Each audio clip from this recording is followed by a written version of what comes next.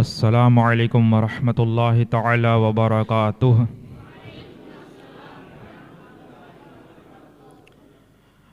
الحمد للہ رب العالمین والصلاة والسلام علی سید المرسلین، اما بعد فاعوذ باللہ من الشیطان الرجیم، بسم اللہ الرحمن الرحیم۔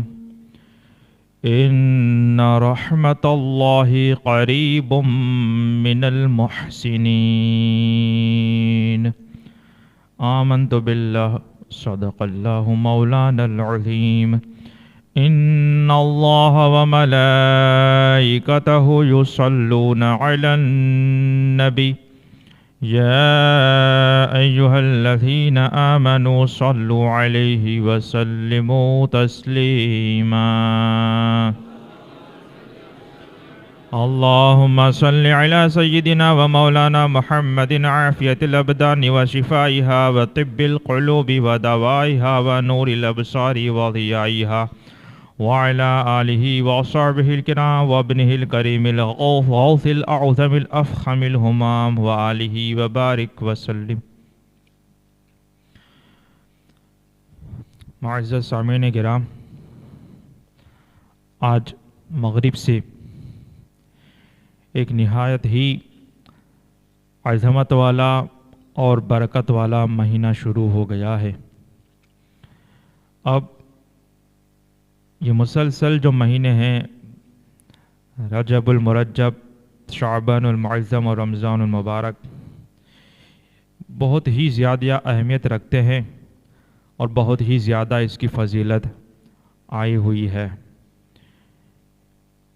اس کے بارے میں بھی اللہ نے چاہا تو انشاءاللہ کچھ عرض کروں گا بعد میں۔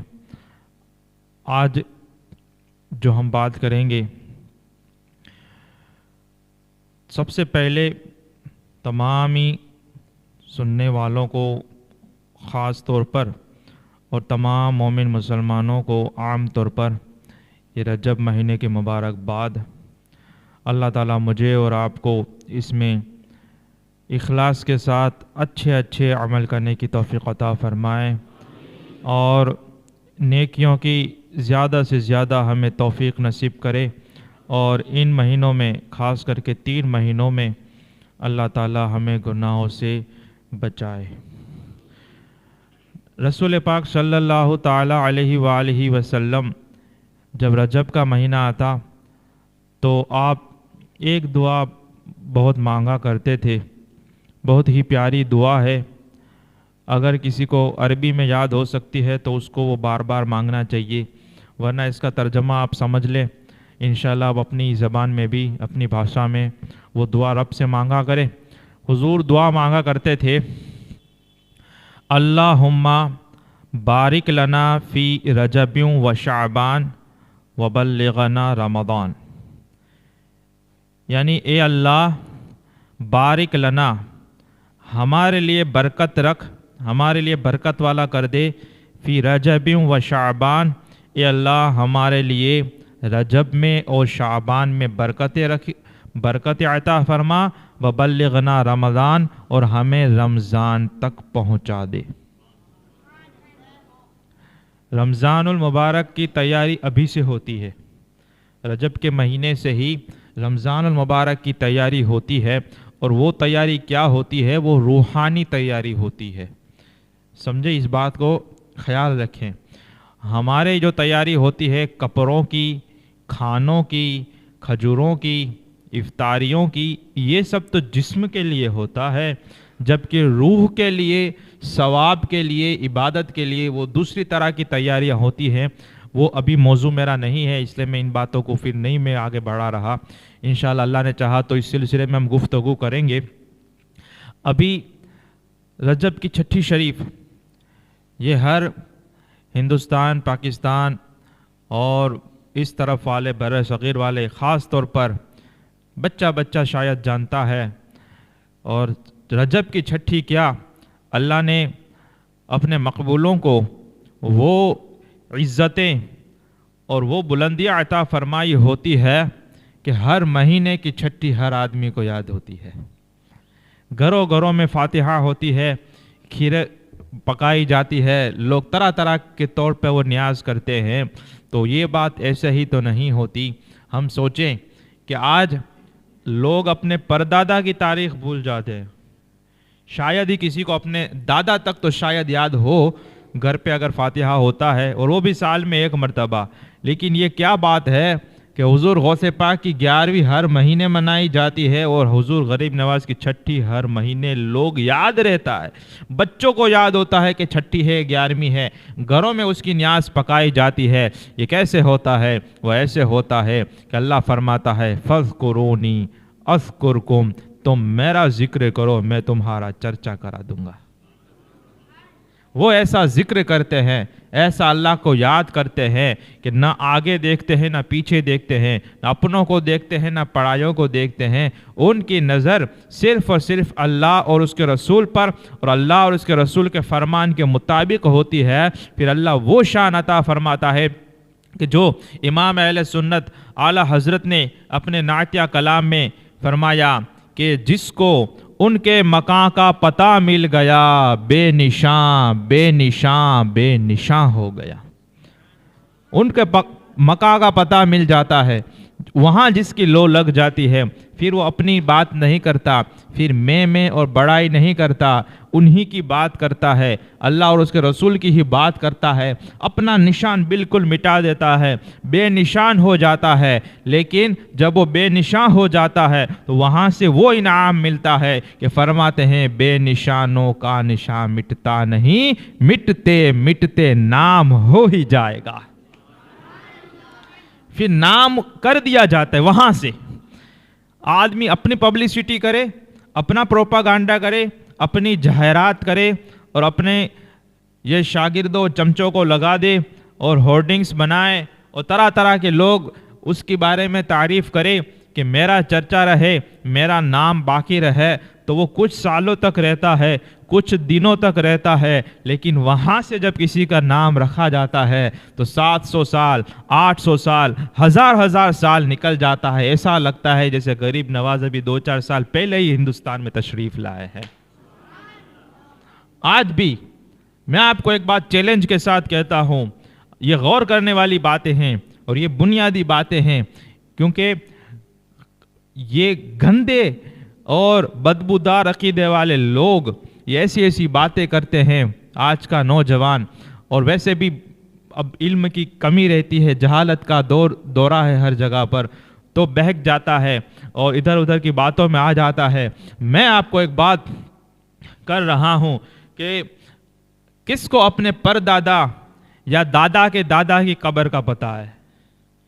کس کو اپنی ماں سے تو ہر کسی کو محبت ہوتی ہے، کئی تو وہ ہوں گے ماں تو ٹھیک، نانی کی قبر بھی پتہ نہیں، اور اگر نانی کی پتہ ہے تو ماں کی نانی۔ ارے میں نے یہاں تک کیس دیکھے ہیں کہ اپنی نانی کا نام بھی لوگوں کو یاد نہیں، سگی نانی کی بات ہو رہی ہے۔ آپ دیکھیں ماں کی ماں کتنی محبت ہوتی ہے انسان کو ماں سے، ماں باپ کے بغیر چارہ نہیں ہوتا، لیکن 2-3 پیڑیوں میں تو آدمی نام بھول جاتا ہے، نام یاد رہتا ہے تو قبر کا پتہ نہیں ہے۔ وہ کیا بات ہے کہ حضور غریب نواز کو 800 سال ہو جاتے ہیں، لوگ بھولنے کا نام نہیں لے رہے۔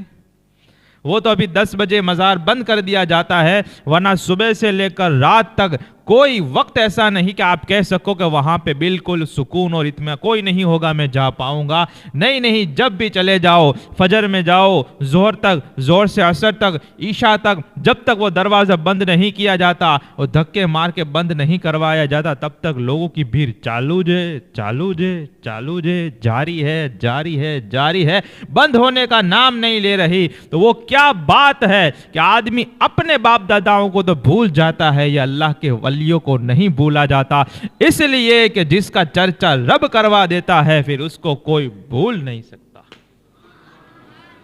یہ بات ہوتی ہے، یہی تو بات ہے کہ اپنے جو ایمان والے نہیں ہیں وہ بھی ان کے دربار میں جاتے ہیں، اللہ پر ایمان نہیں رکھتے، اسلام کو وہ صحیح اپنا مذہب کا کرتے ہیں، لیکن بھیک لینے کے لیے غریب نواز کی بارگاہ میں پہنچ جاتے ہیں۔ ہر کوئی وہاں پہ پہنچ جا رہا ہے، وہاں سے بھیک ملتی، کچھ ملتا تو ہوگا نا، آدمی جاتا ہے تو، لوگ بیوقوف تو نہیں ہیں۔ آج لوگ مطلب کے بغیر 5 روپے کی چائے نہیں پلاتے اور یہاں گاڑیاں بندھا کے جا رہے ہیں اور ہر مہینے جا رہے ہیں، ہر سال جا رہے ہیں، نیازے پہ نیازے ہو رہی ہیں، کچھ تو ملتا ہوگا، ورنہ آج لوگ گھر میں پیسے نہیں دے رہے مطلب کے بغیر، تو کچھ تو مل رہا ہے، کچھ تو وہاں سے خیراتیں بٹ رہی ہیں۔ میں کچھ اس لیے بول رہا ہوں کہ جس کے دل سخت ہو جائیں اور جس کی آنکھیں دنیا کی محبت میں اندھی ہو جائے تو اس کو روحانیت میں سمجھ نہیں پڑتی، اس کو وہ نورانیت میں سمجھ نہیں پڑتی۔ لیکن ایسے شخص بھی، دنیا دار بھی وہاں پہ جاتا ہے، اس کی بات ہو رہی ہے، ورنہ اللہ والے کو تو پتا ہے کہ وہاں سے کیا کیا ملتا ہے اور کیا کیا ملتا رہتا ہے، وہ تو ان کی تو بات ہی الگ ہے۔ لیکن جس کو دنیا دار ہی ہے، اس کو روحانیت نورانیت وہ کچھ سمجھ ہی نہیں پڑتی، اس کو بس دنیا دنیا ہوتا ہے۔ جب وہ بھی اگر وہاں پہ جا کر پیسے خرچ کر رہا ہے، اپنا وقت دے رہا ہے، تو کوئی نہ کوئی بات تو ضرور ہے۔ اب آپ کے زندگی مبارکہ کے تعلق سے کچھ باتیں شروع کرتے ہیں اور سمجھنے کی کوشش کرتے ہیں کہ اللہ کا ولی ہوتے کیسے ہیں۔ یہ چرچے، ہم نے کہا کہ اللہ چرچا کروا دیتا ہے، تو پھر یہ چرچا ہوتے کیسا ہے اور ان کی زندگیاں ہوتی کیسی ہے؟ کیونکہ ہم ایک وہ دور میں بھی رہتے ہیں کہ جس میں ایک طرف ایسے لوگ ہیں مردود، ولیوں کے دشمن ہیں، غریب نواز کا نام لو، غوث پاک کا نام لو، بابا احمد شاہ کا نام لو، اس کا منہ کا رنگ بدل جاتا ہے، لعنت برسنے وہ چہرے سے پتہ چل جاتا ہے کہ یہ خبیث لگتا ہے۔ ایک تو وہ ہے، دوسرے وہ لوگ ہیں جو بالکل ننگے پنگے بے نمازی اور شرابیوں کو بھی اللہ کا ولی کہتے ہیں۔ ایسے لوگ بھی ہیں جو نماز پڑھ رہا ہے، نہ چہرے پہ سنت ہے، نہ کوئی اسلام میں خبر پڑ رہی ہے، وہ چرس پی رہا ہے، بھنگ پی رہا ہے، لوگ کہتے ہیں یہ تو پہنچا ہوا اللہ کا ولی۔ اب ایک سے لوگ یہ بھی ہیں، اور ایک وہ ہے کہ کسی کو بھی ولی، کسی کو مانتے ہی نہیں، کرامتوں کو تو نہیں مانتے، ولیوں کو نہیں مانتے۔ اب یہ دونوں طرح کے لوگ ہیں، تو اس میں صحیح کیا ہے اور سچا عقیدہ کیا ہے اور اہل سنت والجماعت کا اس سلسلے میں موقف کیا ہے، یہ سب سمجھنے کے لیے ہمیں ان بزرگان دین کی زندگیوں کو سمجھنا ضروری ہے۔ انشاءاللہ 6 دنوں میں کوشش کریں گے، اللہ نے جو بھی توفیق دی اور جو مجھے سمجھ عطا دی وہ میں انشاءاللہ آپ کے ساتھ وہ شیئر کرنے کی کوشش کروں گا۔ اللہ تعالیٰ مجھے اور آپ کو اپنے محبوبوں کی سچی محبت نصیب فرمائے۔ یہ بہت ضروری ہے، یہ بہت ضروری ہے۔ اللہ کی محبت تو بے شک ضروری ہے، اور اللہ کی محبت سے تو آدمی کہاں سے کہاں پہنچ جاتا ہے، لیکن اللہ کی محبت کے ساتھ ضروری ہے کہ اللہ جس سے محبت فرماتا ہے اس سے بھی محبت ہونی چاہیے۔ ایک تو نبی ہوتے ہیں انبیاء، اور ایک ولی ہوتے ہیں، اللہ کے دوستوں سے دوستی اور اللہ کے دشمنوں سے دشمنی، دونوں چیزیں ہم میں پائی جانی چاہیے۔ یعنی ہم کسی کے لیے بالکل نرم موم کی طرح ہو جانے چاہیے جب اللہ کے دوست ہوں، اللہ سے محبت کرنے والے لوگ ہمارے سامنے ہوں، اور جب اللہ اور اس کے رسول کے دشمن آئے تو پھر ہمارے جیسا خنجر خونخوار بھی کوئی نہیں ہونا چاہیے، پھر ہمارے جیسا سخت اور کڑک سوبھاؤ کا بھی کوئی نہیں ہونا چاہیے۔ کیوں کہ ہماری ساری محبتیں، حضور فرماتے ہیں الحب للہ والبغض فی اللہ، کہ اللہ کے لیے محبت اور اللہ کے لیے نفرت ہونی چاہیے، یہ ایمان کی اعلیٰ درجے کی صفات میں سے ہے۔ اب دیکھیں سفیان بن عیینہ رحمۃ اللہ علیہ فرماتے ہیں عند ذکر الصالحین تنزل الرحمہ۔ ایک تو ہوتا ہے کہ جب اللہ کا ذکر ہوتا ہے اور جب لوگ جمع ہو کر اللہ کو یاد کرتے ہیں تو اللہ نے کچھ فرشتوں کی ڈیوٹی ہی وہ لگائی ہے کہ وہ فرشتے گھومتے رہتے ہیں اور جہاں جہاں لوگ جمع ہو کر اللہ کو یاد کر رہے ہوتے ہیں ان کو اپنے پروں سے ڈھانپ لیتے ہیں، وہاں پہ اللہ کی رحمت برسنے لگتی ہے۔ یہ جب اللہ کو یاد کیا جاتا ہے، جب ذکر اللہ ہوتا ہے، اور پھر جب ایسے ذکر والوں کا ذکر ہوتا ہے، ایسے نیک لوگوں کا ذکر ہوتا ہے، تو کیا ہوتا ہے؟ فرماتے ہیں عند ذکر الصالحین تنزل الرحمہ، کہ جب نیک لوگوں کا اور اللہ کے ولیوں کا ذکر کیا جاتا ہے تب بھی اللہ کی رحمت برستی ہے، تب بھی اللہ کی رحمت برسنے لگتی ہے۔ تو وہ جو ذکر اللہ کر کے گئے، اللہ اللہ کر کے گئے، اللہ کو یاد کر کے گئے، ہم تو دنیا داری میں پڑے ہوئے ہیں، لیکن جنہوں نے اللہ کو یاد کیا، اللہ اور اس کے رسول کی محبت میں ہم اس کی یاد مناتے ہیں، تو اس رحمت کے کون چھینٹے ہم پر بھی برس جایا کرتے ہیں۔ سبحان اللہ، اللہ تعالی ہمیں بھی وہ رحمت کا حصہ نصیب فرمائے، آمین آمین آمین، سبحان اللہ۔ اچھا، حضور غریب نواز رضی اللہ تعالیٰ عنہ کا جنم مبارک، پیدائش سے اس بات شروع کرتے ہیں۔ آپ کی ولادت ہوئی، یہ ایک علاقہ ہے سستان کا، سنجر میں آپ کی پیدائش ہوئی، سن ہجری 537 ہجری میں۔ حضور غوث پاک کی ہوئی تھی 470 میں، اس کے 68 سال کے بعد حضور غریب نواز کی پیدائش ہوئی سنجر میں۔ آپ کے والد ماجد کا نام یہ غیاث الدین حسن، اور آپ کی امی جان ماں کا نام ام الورا ماہ نور بی بی۔ ام الورا وہ کنیت وغیرہ رہتی ہے، اور ماہ نور یہ آپ کا ماں کا نام ہے، حضرت غریب نواز کی ماں کا نام، اور والد ماجد کا نام غیاث الدین حسن ہے۔ جب آپ ماں کے پیٹ میں تھے تبھی سے برکات شروع ہو گئی۔ کچھ لوگوں کی پہلے سے ہی وہ سلسلہ شروع ہو جاتا ہے، وہ بہت ساری روایت ہیں، میں سب پھر عرض نہیں کر رہا آپ کے سامنے۔ وہیں سے برکات شروع ہو گئی، اور خواب بھی آنے لگے، اور بشارتیں بھی دی گئی۔ بہرحال آپ کی جب ولادت ہوئی 14 رجب المرجب ہجری 537 میں، تب آپ کا نام پھر معین الدین حسن رکھا گیا۔ یہ آپ کا نام ہے حسن، معین الدین حسن۔ اور سنجر میں چونکہ آپ کا وہ مقام وہاں پیدا ہوئی، تو اس کی نسبت سے آپ کو سنجری کہتے ہیں۔ گاؤں کا وہ نام ہوتا ہے، اس کے پیچھے اس طرح سے، جیسے غیلان میں پیدا ہونے والے کو غیلانی اور جیلانی کہتے ہیں، بغداد والے کو بغدادی کہتے ہیں، اسی طرح سے آپ کو سنجری کہتے ہیں۔ اب یہ ہو گیا۔ آپ کے والد ماجد تھے، وہ ایک امیر ٹائپ کے لوگ تھے، لیکن سید تھے۔ کیسے سید تھے یہ؟ حضرت غریب نواز یہ نجیب الطرفین ہیں۔ نجیب الطرفین کا مطلب یہ ہوتا ہے کہ آپ کے ماں اور آپ کے باپ، یہ دونوں کا سلسلہ جو ہے امام حسن اور امام حسین تک پہنچتا ہے۔ آپ جو ہیں وہ حسینی سید ہوئے۔ حضرت موسیٰ کاظم، حضرت علی کے صاحبزادے امام حسین، امام حسین کے صاحبزادے کا نام بولے آپ، امام زین العابدین، پھر امام زین العابدین کے صاحبزادے کا نام امام محمد باقر، ان کے بعد امام جعفر صادق، ان کے بعد امام موسیٰ کاظم، ان کی اولاد میں سے ہے حضرت غریب نواز، باپ کی طرف سے۔ اور ماں کی طرف سے لیتے ہیں تو یہ تو باپ کی طرف سے تو امام حسین کی اولاد میں سے آئے، اور اگر ماں کے دیکھیں تو ماں امام حسن رضی اللہ تعالیٰ عنہ کی اولاد میں سے آتی ہے۔ سبحان اللہ سبحان اللہ، ایسے سید ہیں، ایسے سید ہیں۔ اب سید ہیں، گھر کا ماحول بھی وہ سب اچھا ہے۔ اب جب ماں باپ اچھے ہوتے ہیں، بیٹے ویسے ہی پیدا ہوتے ہیں، یہ بھی یاد رکھیں۔ کوئی بھی ولی کی آپ داستان سنیں تو ان کی پھر بچپن کے حالات اور ان ماں باپ کے واقعات آپ سنیں گے تو آپ پتہ چلے گا کہ یہ بھی کوئی ویسے لوگ نہیں ہوتے۔ بہت کم ایسا ہوتا ہے کہ ماں باپ کسی اور طرح کے ہوں اور پھر اللہ اپنا وہ قدرت ظاہر فرمائے اور بیٹا کچھ اور ہو، ورنہ ماں باپ جیسی تربیت ہوتی ہے اس طرح کی پھر اولاد جنم بھی لیتی ہے اور ویسے لوگ بھی پیدا ہوتے ہیں۔ اب دیکھیں، حضور غریب نواز کی پیدائش ہوئی، نام رکھا گیا، اور یہ غریب نواز یہ شبد سے مجھے یاد آیا، غریب نواز کسے کہتے ہیں؟ غریبوں کو نوازنے والے ہیں۔ میری ذات سے، آپ کی ذات سے میرا بڑا تعلق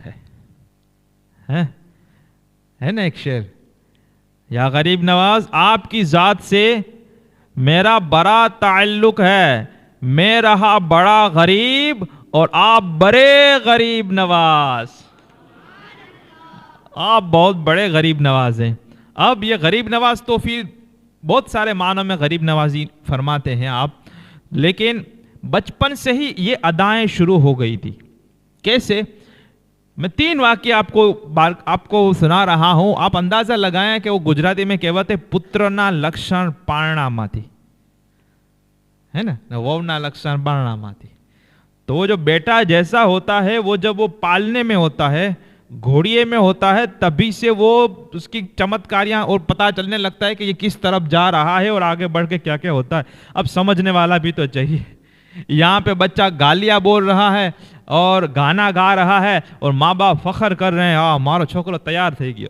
ارے بربادی کی طرف جا رہا ہے یار, تو دیکھ تو صحیح یہ گانا گا رہا ہے, تو دیکھ تو صحیح ABCD آ گیا تو یہ خوش ہو جاتا ہے کہ کتنا اسمارٹ بچہ ہے. اچھا ABCD آ گیا, الف با تب بھی آ گیا کہ نہیں, کلمہ شریف بھی آیا کہ نہیں, تو پہچان بھی تو چاہیے, وہ نظر بھی تو چاہیے. حضور غریب نواز, اب غریبی نوازی دیکھیں ان کی, بڑے ہو کر تو پھر کیا عالم ہوگا, اور ولی اور اتنے بڑے شہنشاہ بنے, سلطان الہند بنے, وہ تو پھر کیا عالم ہوگا, وہ تو شاید ہم کبھی بھی اندازہ نہیں لگا پائیں گے. آپ ابھی دودھ پیتے کا زمانہ ہے, آپ ابھی دودھ پیتے کا زمانہ, آپ سمجھ سکتے ہو کہ 1 سے 2 سال تک عمر ہوتی ہے, لیکن جب آپ کے گھر پہ کوئی چھوٹا بچہ آتا دودھ پیتا اور رونے لگتا, آپ اپنی ماں کو اشارہ کرتے, ماں سمجھ جاتی, اس رونے والے بچے کو دودھ پلاتی, بچہ چپ ہو جاتا, اطمینان پا جاتا. غریب نواز وہیں لیٹے لیٹے مسکرا پڑتے, وہیں آپ کو خوشی اور مسرت ہونے لگتی. غریب نوازی تبھی سے شروع ہو گئی, تبھی سے دوسروں کا بھلا کرنا شروع ہو گیا. پھر جب 3 سال کے آپ ہوئے تو آپ کا حال یہ تھا کہ اچھا, ایک اور واقعہ بھی, ایک اور بات بھی عرض کر دوں کہ میں نے بہت سارے اولیاء کرام, یعنی کئی یا چند آپ کہہ لیں, جو بڑے بڑے علماء گزرے یا بڑے بڑے ہمارے میں صوفیہ یا بزرگان دین گزرے, اس میں بچپن کی ایک بات میں نے کامن دیکھی کہ وہ دوسرے بچوں کے ساتھ کھیلا نہیں کرتے تھے. کئی سارے تو وہ تھے کہ ان کو کھیل سے نفرت ہوتی, اللہ ان کو پہلے سے ان معاملات سے دور رکھتا تھا کہ پتہ چلے کہ یہ کوئی عام بچہ نہیں ہے. لوگ بچے چھوٹے چھوٹے وہ کھیلا کرتے, لیکن غریب نواز ان کے ساتھ کھیل کود میں حصہ نہیں لیا کرتے تھے. ابھی 3 سال کے تھے, آپ اپنی عمر کے چھوٹے چھوٹے بچوں کو گھر میں لاتے, ان کو بٹھاتے اور ان کو گھر سے کھانا کھلاتے. اب ان کی ماں وغیرہ کھلاتے, اب 3 سال کے بچے ہیں, لیکن جب دوسرے بچے کھانا کھاتے ان کو خوشی ہوتی تو آپ بھی خوش ہو جاتے, آپ کو بھی مسرت ہو جاتے. جیسے ہمارے بچے چاکلیٹ دو تو خوش ہو جاتے ہیں, یہ کوئی کھلونا دے دو, ٹرافی دے دو, لولی پاپ دے دو تو بچہ خوش ہو جاتا ہے, راضی ہو جاتا ہے. لیکن یہ جس کو غریب نواز بننا ہو, جس کو ہندوستان کی شہنشاہی کرنی ہو, اور جس کو یہاں پر آ کر ولایت اور فیض بانٹنا ہو, روحانیت اور یہ سب نورانیت بانٹنی ہو, اس کا بچپن کا عالم یہ ہے کہ اپنے عمر کے بچوں کو گھر پہ اگر آتے ہیں ان کو کھانا کھلایا جاتا ہے, خوشی ان کو ہو رہی ہے. یہ ہے غریب نواز. اور تیسری بات, آپ کچھ اور بڑے ہوئے, عید کا دن تھا. اب چونکہ آپ کے والد وغیرہ تھوڑا کیپیبل تھے, مالی اعتبار سے رئیس وغیرہ تھے, تو اچھے کپڑے پہن کر, عید کے دن تو ہر کوئی پہنتا ہے, اچھے کپڑے اور نفیس اور پاکیزہ لباس پہن کر آپ عید مسجد کی طرف جا رہے تھے نماز پڑھنے کے لیے.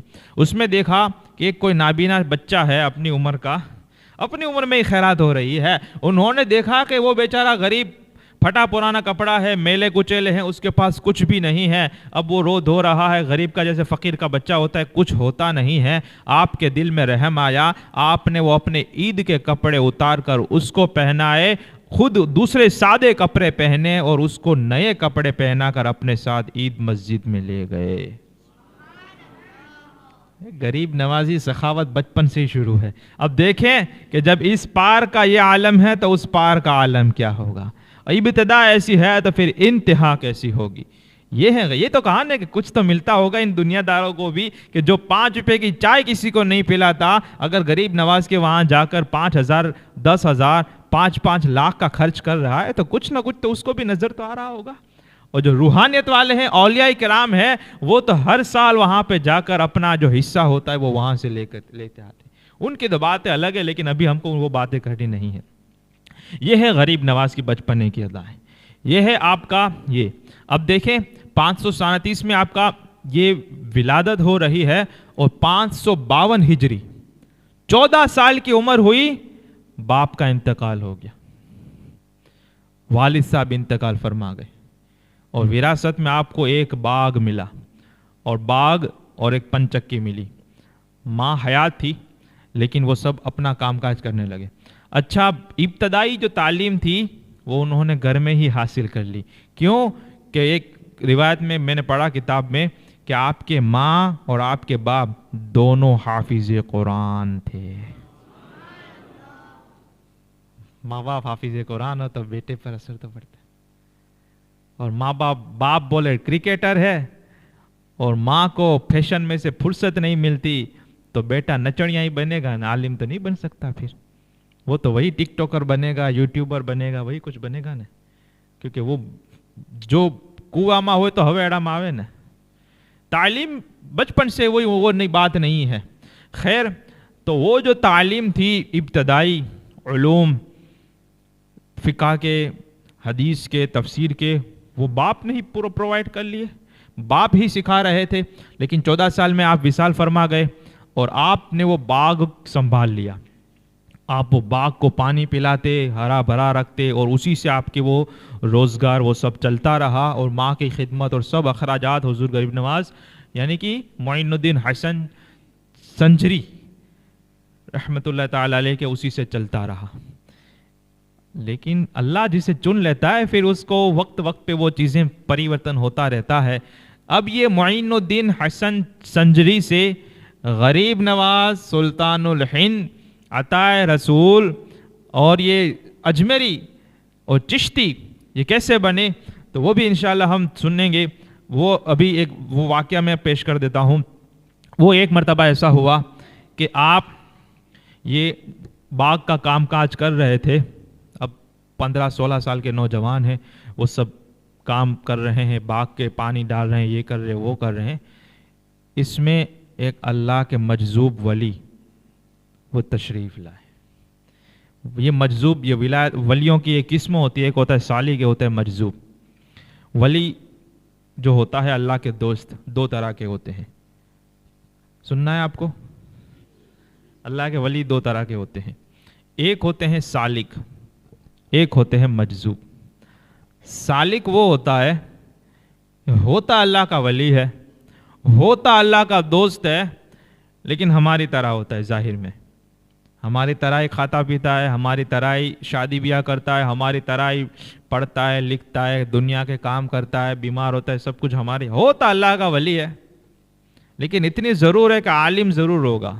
اللہ کسی جاہل کو ولی نہیں بناتا, یہ تو پکی بات ہے. تمام یہ صوفیہ وغیرہ اولیاء کرام کا یہی قول ملتا ہے کہ اللہ کسی جاہل کو ولی نہیں بناتا, کیونکہ اللہ علیم ہے, اللہ علم والا ہے, علم والوں کو دوست بناتا ہے.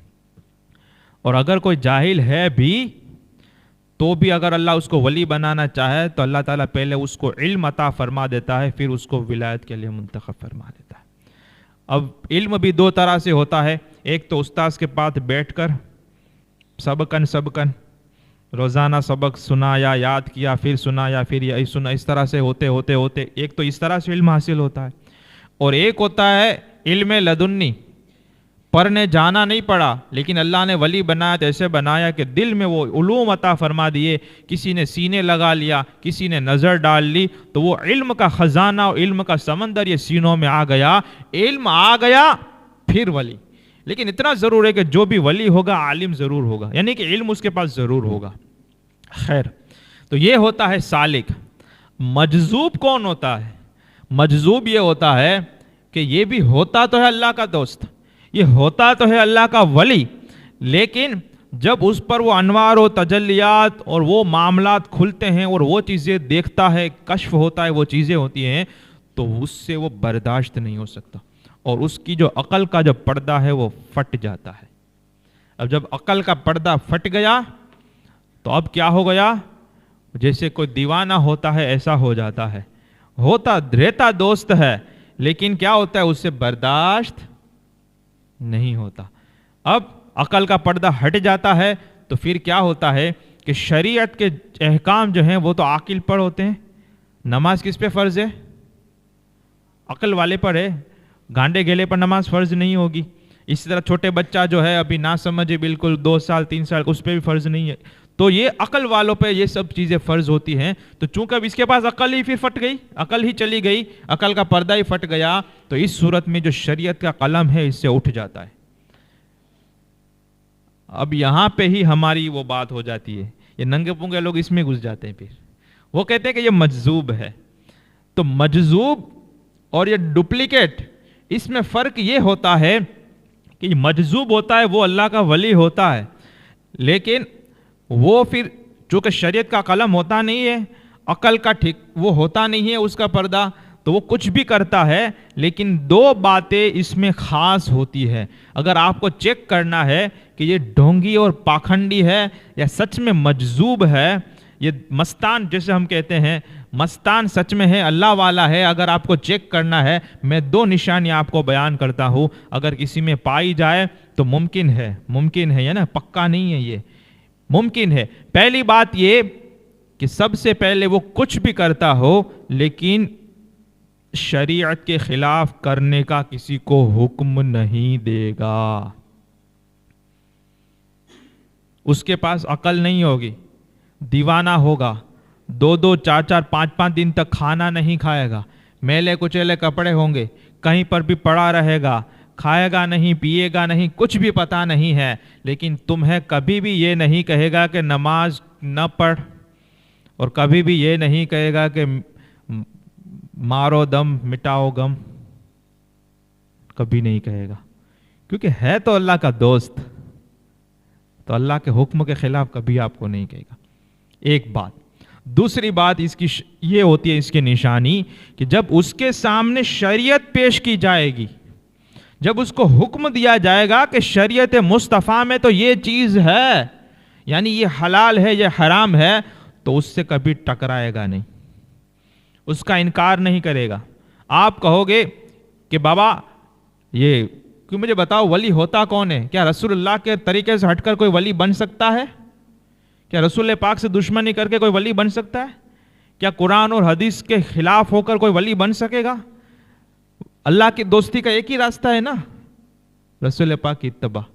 رسول اللہ سے ہٹ کر تو پھر کوئی ولی بھی نہیں بنے گا, مسلمان بھی نہیں بن سکتا ان کا راستہ اگر کوئی چھوڑ دیتا ہے مکمل طور پر, تو سمجھے, مومن بھی نہیں بن سکتا, ولی تو دور کی بات رہ گئی.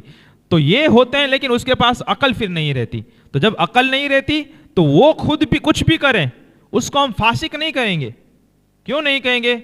عقل ہی نہیں اس کے پاس, لیکن وہ خود بھی کرے لیکن کسی کو شریعت کے خلاف حکم نہیں دے گا. اور جب کہا جائے کہ بابا یہ فلاں فلاں حکم ہے, یہ موسیٰ سحاق کا مجھے واقعہ یاد آ گیا, سنیں گے آپ؟ سنیں گے آپ؟ ماشاءاللہ سبحان اللہ, ولیوں کا عاشق اللہ تعالیٰ مجھے اور آپ کو ولیوں کی سچی محبت عطا فرمائے, ہے نا. ایک مرتبہ درود پاک پڑھ لیں. اللہم صلی علی سیدنا و مولانا محمد معدن الجود والکرم وآلہ وبارک وسلم. دیکھو یہ احمد آباد شریف جو ہیں, اس میں اس کو مدینۃ الاولیاء کہتے ہیں. یہ اولیاء کا شہر ہے, ولیوں کا شہر ہے.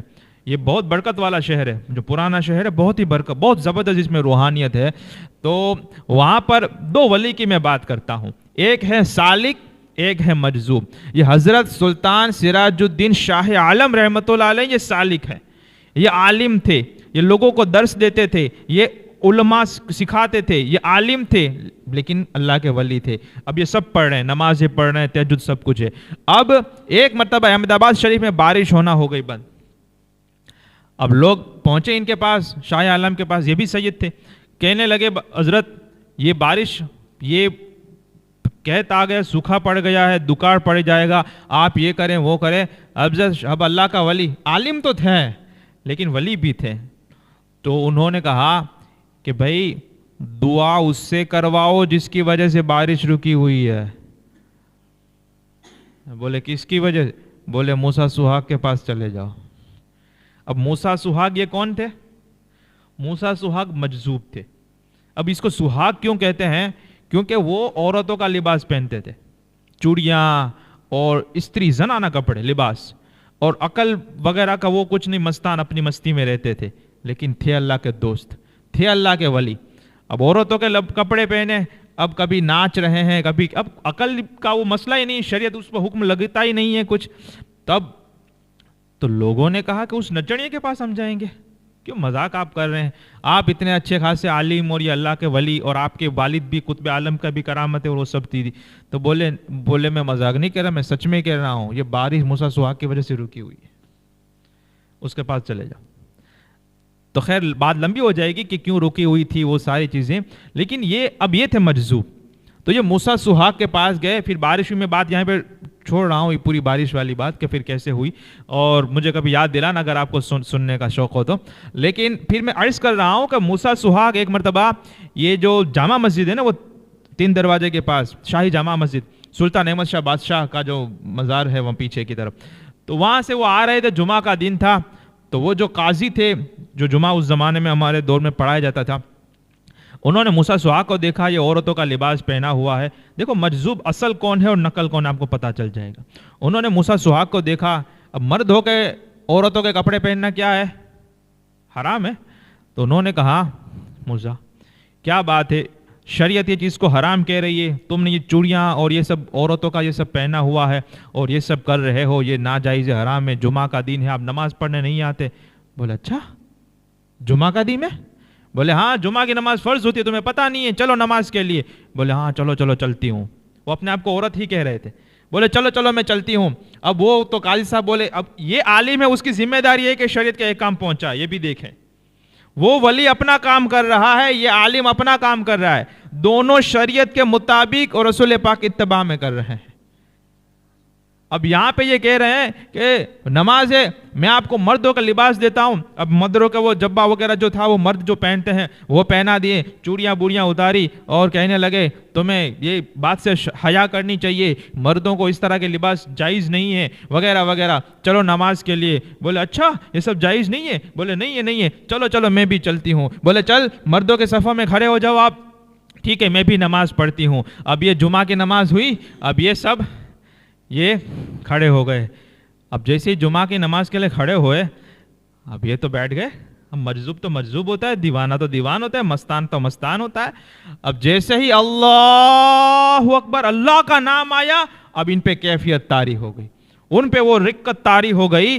اور جب اللہ کا نام آیا تو ان کا روم وہ کرنے لگا اور کہنے لگا کہ میرا خاوند، تو اب اس کی تشریح میں نہیں کروں گا، وہ تو حی لا یموت ہے اور یہ لوگ میرا سہاگن اجھاڑنا چاہتے ہیں، مجھے زبردستی مرد بنانا چاہتے ہیں. ابھی یہ کہنا تھا کہ اپنے لباس خود بخود عورت کے آ گئے اور وہ سارے زنانہ جو تھا واپس آ گیا، خود بخود آ گیا. جب لوگوں نے دیکھا کہ یہ خود بخود آ گیا ہے، وہ سمجھ گئے کہ یہ گلوچ اور ہے، یہ کچھ اور بات ہے. لیکن ان کے سامنے، اب ان کو تو پتا تھا میں کیا کر رہا ہوں، لیکن جب ان کے سامنے شریعت کی بات پیش کی گئی تو انہوں نے اس کا انکار نہیں کیا. ابے جاؤ نے خبر ہے نماز تم کیسی پڑھتے ہو نا، تم کیا ابھی نماز نہیں پڑھنی، یہ ہماری الگ نماز ہے، ایسا کچھ بھی نہیں بولا. تو یہ ہوتا ہے اصل. اور ڈپلیکیٹ ہوگا تو وہ کیسا مجذوب ہوتا ہے وہ بھی بتاؤں. جو آج کل نکل پڑے ہیں، اس کو نماز کے ٹائم پہ یہ مجذوب ہوتا ہے، مستان ہوتا ہے، عورتوں کو گود میں بٹھا لیتا ہے، مستان ہوتا ہے. اس کو کچھ خبر نہیں پڑتی، لگن میں خبر پڑ جاتی ہے، دبا کے کھانے میں خبر پڑ جاتی ہے، نئے کپڑے میں خبر پڑ جاتی ہے، پیسوں میں خبر پڑ جاتی ہے. مجذوب ہے، مستان ہے، لیکن لاکھ روپے نکال لیتا ہے.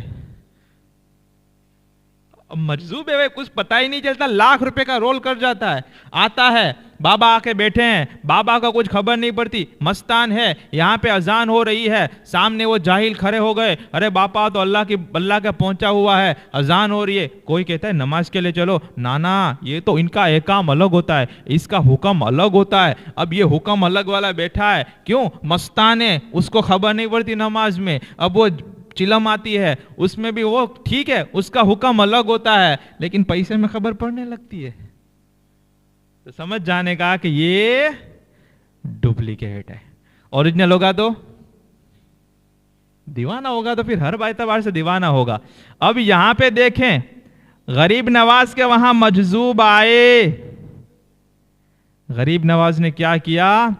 زبردست ان کا ادب و احترام کیا، ان کو سلام کیا، ہاتھ چومے، ان کو ایک درخت کے نیچے بٹھایا اور تازہ اور اچھے انگور کے خوشے اٹھا کر یہ ان کی بارگاہ میں پیش کیے. اب وہ اتنا ادب دیکھیں، اور سامنے جیسے ہم تشہد میں بیٹھتے ہیں تحیات میں، وہ دو زانو ہو کر ادب سے حضور غریب نواز، ایک نوجوان 15-17 سال کا بیٹھ گیا، وہ سامنے مجذوب ہیں، وہ انگور نکالی اور کھانے لگے اور کہنے لگے، ایک دانہ کھاتے ہیں، کہتے ہیں اس میں تو معین الدین حسن کا زہد کی بو آ رہی ہے، دوسرا کھا رہے ہیں، اس میں کہتے ہیں اس میں تو ام الورا ماہ نور کے تقوی کی بو آ رہی ہے، ان کی ورع اور پاکیزگی کی بو آ رہی ہے، یہ سب کہنے لگے۔ اب مجذوب تو مجذوب ہوتا ہے، دیوانہ تو دیوانہ ہوتا ہے۔ غریب نواز کہنے لگے، بابا آپ میرے بارے میں بہت زیادہ جانتے ہو، مجھے بتایا تو صحیح آپ ہو کون، آپ یہ کتنا کیسے جانتے ہیں اور آپ یہ کیسی باتیں کرنے لگے؟ بولے میں بتاتا ہوں، بولے میرا نام ابراہیم کندوزی ہے اور لوگ مجھے دیوانہ کہتے ہیں، اور لوگ سچ ہی تو کہتے ہیں، میں اپنے پیر و مرشد حاجی شریف کا دیوانہ ہوں۔ انہوں نے مجھے ایسا دیوانہ بنا دیا ہے اور میرے روم روم کو یہ عشق الہی سے بھڑکا دیا ہے، اب مجھے اور کو یہ میرے حال ہے، لیکن لگتا ہے کہ آج میرے جذب کو یہ سلوک کا اطمینان نصیب ہوگا۔ انہوں نے ایک کھلی دی ہوئی ہے اور کہا ہے کہ اس کو معین الدین حسن کے ساتھ کھانا ہے، اور پھر آپ نے اپنے جیب میں سے وہ جو ہوتا ہے تل یا سرسوں کا جو کھلی ہوتی ہے، انہوں نے پھر وہ آدھا کھایا اور آدھا خواجہ غریب نواز کو کھیلنے کے لیے دیا۔ یہ مجذوب بزرگ کا ایٹھا اور جھوٹا جب غریب نواز کھاتے ہیں، ابھی جو میں نے کہا ڈپلیکیٹ والے پیسے میں خبر پڑ جاتی ہے، یہاں پہ یہ مجذوب کا ایٹھا کھا رہے ہیں، جھوٹا غریب نواز کھا رہے ہیں۔ جیسے ہی وہ دانہ، یہ کھانا یہ حلق سے نیچے اترتا ہے، غریب نواز کی دل کی کیفیت بدل جاتی ہے، وہ دنیا کی ساری محبت دل سے نکل جاتی ہے۔ اللہ کا ولی یہ مال اور دنیا کی محبت دل میں ڈالتا نہیں ہے، نکالتا ہے۔ اگرچہ اللہ کے ولی کے پاس جانے سے تمہارے ہاتھ میں مال آ جائے، تمہارے جیب میں مال آ جائے، لیکن اللہ کا جو سچا ولی ہوتا ہے وہ دل سے مال کی محبت کو نکال دیتا ہے۔ یہ سچا ولی ہوتا ہے سب سے، کیونکہ یہ ہمارے دشمن ہے دل میں جب مال آتا ہے۔ یہ اسی طرح سے ہے کہ جیسے دریا میں کشتی ہوتی ہے، پانی میں کشتی ہوتی ہے، اب ایک کنارے سے دوسرے کنارے تک ہمیں پہنچنا ہے تو کشتی بھی ضروری ہے، پانی بھی ضروری ہے۔ اگر پانی نہیں ہوگا تو اس کنارے سے اس کنارے تک ہم جا نہیں سکیں گے۔ تو یہاں دنیا سے لے کر آخرت و جنت تک پہنچنے کے لیے ہمیں مال کی ضرورت ہے۔ یہ پانی کی طرح ہے، لیکن یہ تبھی کامیاب ہے کہ یہ جو کشتی ہے، یعنی کہ یہ جو دل ہے ہمارا، یہ کشتی یہ پانی میں ہو۔ کشتی اگر پانی کے اوپر تیر رہی ہے، پانی میں کشتی ہے تو تیر دیتی ہے، یہ تیرا دیتی ہے، لیکن اگر یہی پانی کشتی کے اندر میں آ جائے تو ڈبا دیتی ہے۔ تو یہ کشتی دل کی طرح ہے، پانی یہ پیسہ ہے ہمارا، یہ پیسہ جب تک دل سے باہر رہتا ہے ضرورت ہے۔ مسجد بنوانی ہے، پیسے کے بغیر کیسے بنائیں گے؟ مدرسہ بنانا ہے، پیسے کے بغیر کیسے بنائیں گے؟ غریب مسکینوں کا کام کرنا ہے، خدمتیں کرنی ہے، فقراء کی خدمت کرنی ہے، دوسرے دین کے بہت سارے کام کرنے ہیں، گھر بار والوں کے اخراجات کو پورا کرنا ہے، اور بہت ساری کثیر ضرورتیں ہماری ہوتی ہیں، بہت سارے ثواب کے کام بھی۔ اگر پیسے نہیں ہیں تو آدمی زکوٰۃ بھی نہیں نکال سکتا، پیسے نہیں تو حج بھی نہیں ہو سکتا، عمرہ بھی نہیں ہو سکتا، پیسے کے لیے تو پھر کچھ نہیں ہوگا۔ جنت میں بڑے بڑے اگر محلات چاہیے، بڑے بڑے درجات چاہیے، تو پیسہ بھی ذریعہ ہے۔ ضرور نہیں پیسے کے بغیر بھی ہو سکتا ہے، لیکن پیسہ ایک ذریعہ ہے، لیکن یہ تبھی کام کا ہے کہ پیسہ ہاتھ میں تو رہے، دل میں نہیں ہونا چاہیے۔ جب پیسہ ہاتھ میں ہوتا ہے، جیب میں ہوتا ہے، پاکٹ میں ہوتا ہے، دل میں نہیں ہوتا ہے، تو انشاءاللہ یہ تمہیں جنت تک پہنچا دیتا ہے۔ لیکن یہی پیسے کی محبت، مال کی محبت دل میں آ جاتی ہے تو ڈبا دیتا ہے۔ بات سمجھ میں آئی؟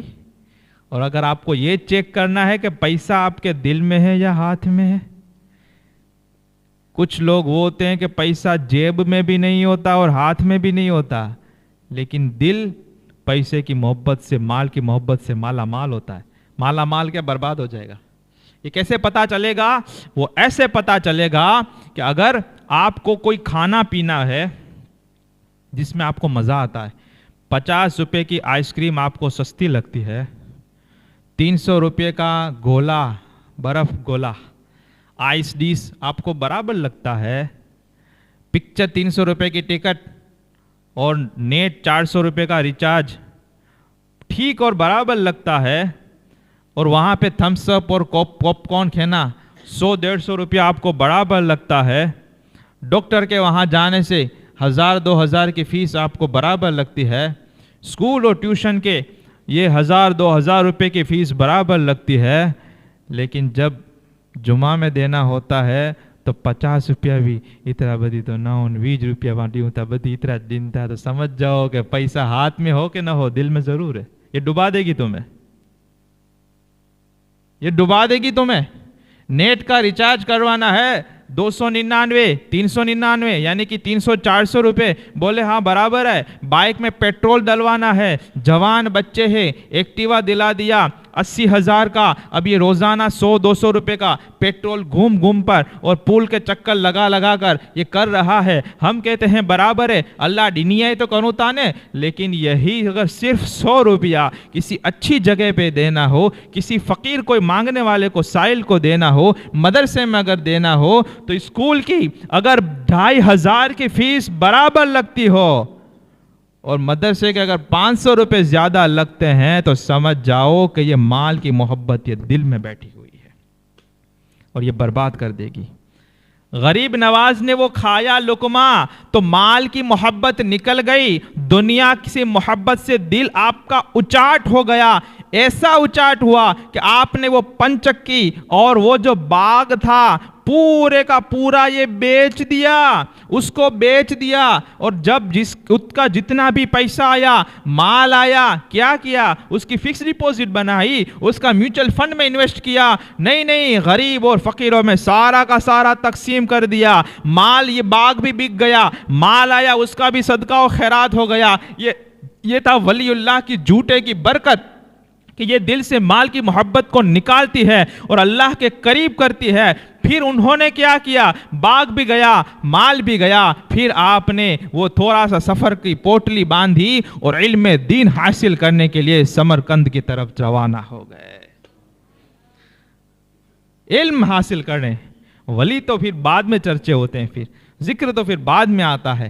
علم دین ویسے تو گھر سے ہی وہ بہت کچھ حاصل کیا ہوا تھا، لیکن جب دل سے محبت نکلی تو سب سے پہلا کام رسول پاک کے دین کا علم حاصل کرنے کے لیے اس سنجر سے پھر یہ آپ سمرقند کی طرف روانہ ہو گئے۔ وہاں پہ جا کر پھر کیا ہوا اور آگے پھر کیا کیا معاملات ہوئے اور کس طرح سے آپ کی زندگی مبارکہ آگے بڑھی، انشاءاللہ تبارک و تعالی ہم اسی طرح سے سنتے رہیں گے۔ آپ ضرور یہ عشاء کی نماز میں بھی تشریف لائیں، واعظ میں بھی شرکت کریں، اور اگر آپ کو یہ بیان اچھا لگتا ہو، اگر آپ کو اس میں سیکھنے سمجھنے کو اور سوچنے کو ملتا ہو، تو آپ ضرور دوسروں کو بھی اس میں شرکت کرانے کی کوشش کریں۔ اللہ تعالیٰ مجھے اور آپ کو اولیاء کرام کی سچی عقیدت اور محبت نصیب فرمائے، اور حضور غریب نواز کے فیضان سے ہم سب کو، ہمارے گھر والوں کو اللہ تعالیٰ معاف فرمائے۔